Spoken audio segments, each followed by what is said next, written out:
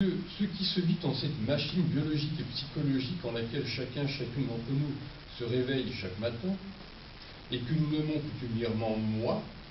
nous conduit à une nouvelle façon de penser ce qu'est nous-mêmes, et quant à la problématique de notre séminaire, de penser ce que sont les incertitudes, ce qu'elles nous semblent être, ou plus précisément, plus neuroscientifiquement, ce qu'elles semblent être à l'animal social en lequel nous existons, ce en fonction des habitus, mis en évidence par Marcel Mauss et Pierre Bourdieu notamment,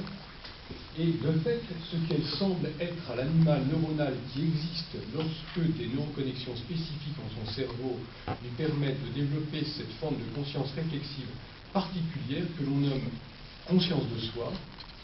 qui est le fondement du sentiment même de soi, selon l'expression chère à Antonio Damasio, au-dedans de l'animal social en lequel nous existons. Ainsi, et pour résumer tout ceci en le clarifiant pour un public non habitué au raisonnement neuroscientifique et non habitué au raisonnement philosophique, un fait m'est certain, non pas tant qu'il serait incertain en soi, objectivement incertain en d'autres termes, que parce que la culture en tant que société, au sens lévi-straussien du terme, le juge incertain. Tandis qu'il m'est possible de m'affranchir librement de cette incertitude dès l'instant qu'autour de celle-ci j'observe que celle-ci ne m'est incertaine